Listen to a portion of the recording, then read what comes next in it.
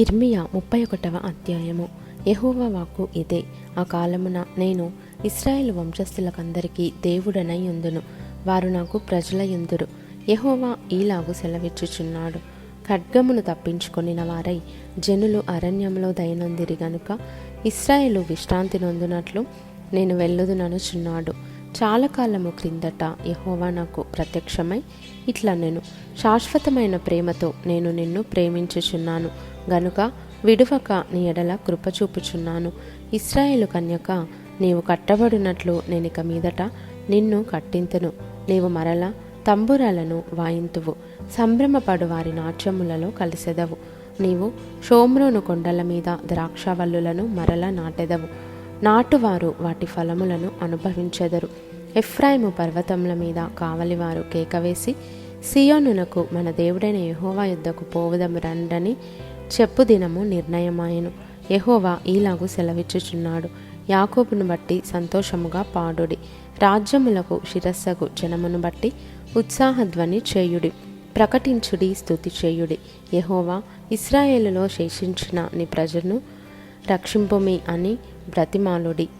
ఉత్తర దేశంలో నుండి నేను వారిని రప్పించుచున్నాను. గ్రుడ్డివారినేమి, కుంటివారినేమి, గర్భిణులనేమి, ప్రసవించు స్త్రీలనేమి బూదిగంతముల నుండి అందరినీ సమకూర్చుచున్నాను. మహాసంఘమై వారిక్కడికి తిరిగి వచ్చెదరు. వారు ఏడ్చుచూ వచ్చెదరు. వారు నన్ను ప్రార్థించుచుండగా నేను వారిని నడిపించుదును. వారు తొట్టిల్లకుండా చక్కగా పోవు బాటను, నీళ్ల కాలువల యొద్ద వారిని నడిపింతును. ఇశ్రాయేలునకు నేను తండ్రిని కానా? ఎఫ్రాయిము నా జ్యేష్ఠ కుమారుడు కాడా? జనులారా, యెహోవా మాట వినుడి. దూరమైన ద్వీపములలోని వారికి దాన్ని ప్రకటింపుడి. ఇశ్రాయేలును చెదరగొట్టినవాడు వాని సమకూర్చి, గొర్రెల కాపరి తన మందను కాపాడునట్లు కాపాడునని తెలియజేయుడి. యెహోవా యాకోబు వంశస్థులను విమోచించుచున్నాడు. వారికంటే బలవంతుడైన వాని చేతిలో నుండి వారిని విడిపించుచున్నాడు. వారు వచ్చి సీయోను కొండ మీద ఉత్సాహధ్వని చేతురు. యెహోవా చేయు ఉపకారమును బట్టియు, గోధుమలను బట్టియు, ద్రాక్షరసమును బట్టియు, తైలమును బట్టియు, గొర్రెలకును పశువులకును పుట్టు పిల్లలను బట్టియు సమూహములుగా వచ్చెదరు. వారికనెన్నటికి కృషింపక నీళ్లు పారు తోటవలె నుందురు. వారి దుఃఖమునకు ప్రతిగా సంతోషమిచ్చి వారిని ఆదరించెదను. విచారము కొట్టివేసి నేను వారికి ఆనందము కలుగజేతును గనుక కన్యకలను, యవ్వనులను, వృద్ధులను కూడి నాట్యమందు సంతోషించెదరు. క్రొవ్వుతో యాజకులను సంతోషపరచెదను. నా జనులు నా ఉపకారములను తెలుసుకొని తృప్తి నొందుదురు. ఇదే యెహోవా వాక్కు. యెహోవా ఈలాగు సెలవిచ్చుచున్నాడు. ఆలకించుడి, రామాలో అంగలార్పును మహారోదన ధ్వనియు వినబడుచున్నవి. రాహేలు తన పిల్లలను గూర్చి ఏడ్చుచున్నది. ఆమె పిల్లలు లేకపోయినందున ఆమె వారిని గూర్చి ఓదార్పు పొందనొల్లకున్నది. యెహోవా ఈ ఆజ్ఞ ఇచ్చుచున్నాడు. ఏడువక ఊరకొనుము, కన్నీళ్లు విడుచుట మానుము. నీ క్రియ సఫలమై జనులు శత్రువుని దేశంలో నుండి తిరిగి వచ్చెదరు. ఇదే యెహోవా వాక్కు. రాబోవు కాలమునందు నీకు మేలు కలుగునను నమ్మికయున్నది. నీ పిల్లలు తిరిగి తమ స్వదేశమునకు వచ్చెదరు. ఇదే యెహోవా వాక్కు. నీవు నన్ను శిక్షించితివి. కాడికి అలవాటు కాని కోడెదెబ్బలకు లోబడినట్లుగా నేను శిక్షకు లోబడుచున్నాను. నీవు నా దేవుడవైన యెహోవావు. నీవు నా మనస్సును త్రిప్పిన ఎడల నేను తిరుగుదును అని ఎఫ్రాయిము అంగలార్చుచుండగా నేను ఇప్పుడే వినుచున్నాను. నేను తిరిగిన తరువాత పశ్చాత్తాపపడితిని. నేను సంగతి తెలుసుకొని తొడ చర్చుకొంటిని. నా బాల్యకాలమందు కలిగిన నిందను భరించుచు నేను అవమానము నుండి సిగ్గుపడితిని. ఎఫ్రాయిము నాకిష్టమైన కుమారుడా, నాకు ముద్దు బిడ్డ. నేను అతనికి విరోధముగా మాట్లాడినప్పుడెల్లా అతని జ్ఞాపకము నన్ను విడువకున్నది. అతని గూర్చి నా కడుపులో చాలా వేదనగా నున్నది. తప్పక నేనతని కరుణింతును. ఇదే యెహోవా వాక్కు. ఇశ్రాయేలు కుమారి, సరిహద్దురాళ్లను పాటించుము, దోవచూపు స్తంభములను నిలువబెట్టుము.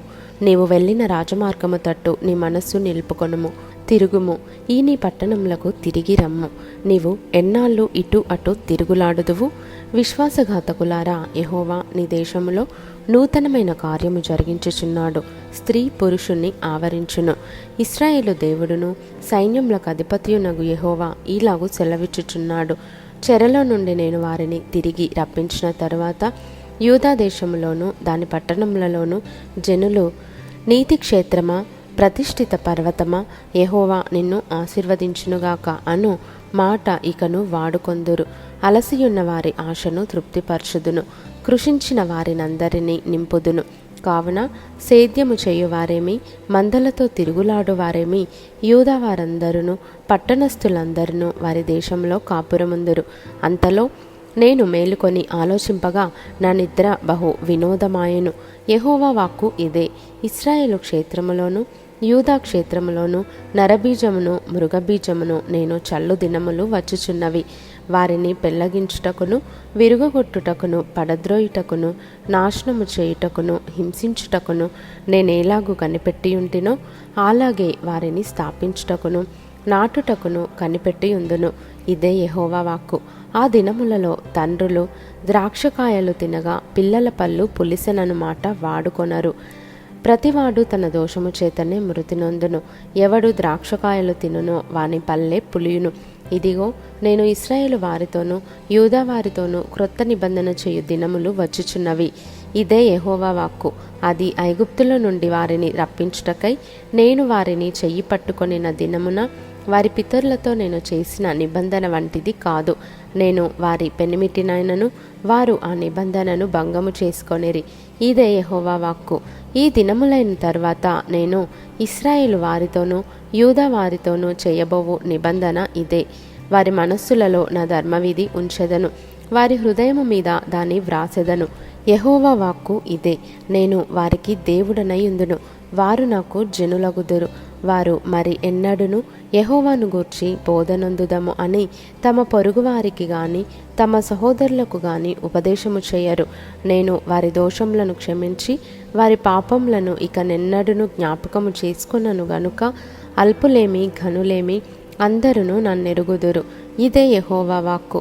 పగటి వెలుగుకై సూర్యుని, రాత్రి వెలుగుకై చంద్ర నక్షత్రములను నియమించువాడును, దాని తరంగములు ఘోషించినట్లు సముద్రమును రేపువాడునగు యెహోవా ఆ మాట సెలవిచ్చుచున్నాడు. సైన్యములకు అధిపతియగు యెహోవా అని ఆయనకు పేరు. ఆ నియమములు నా సన్నిధి నుండకుండా పోయిన ఎడల ఇశ్రాయేలు సంతతి వారు నా సన్నిధిని ఎన్నడూను జనముగా ఉండకుండా పోవును. ఇదే యెహోవా వాక్కు. యెహోవా సెలవిచ్చినదేమనగా, పైనున్న ఆకాశ వైశాల్యమును కొలుచుటయు, క్రిందనున్న భూమి పునాదులను పరిశోధించుటయు శక్యమైన ఎడల ఇశ్రాయేలు సంతానము చేసిన సమస్తమును బట్టి నేను వారినందరినీ తోసివేతును. యెహోవా వాక్కు ఇదే. యెహోవా ఈలాగు సెలవిచ్చుచున్నాడు: రాబోవు దినములలో హనన్యేలు గోపురము మొదలుకొని మూలగుమ్మము వరకు పట్టణము యెహోవా పేరట కట్టబడును. కొలనూలు దానికెదురుగా గారేబు కొండ వరకు పోవచ్చు, గోయ వరకు తిరిగి సాగును. శవములను బూడిదయు వేయబడు లోయ అంతయు కిద్రోను వాగు వరకును గుర్రముల గవిని వరకును తూర్పు దిశనున్న పొలములన్నీయు యెహోవాకు ప్రతిష్ఠితములగును. అది మరి ఎన్నడూను పెళ్లగింపబడదు, పడద్రోయబడదు.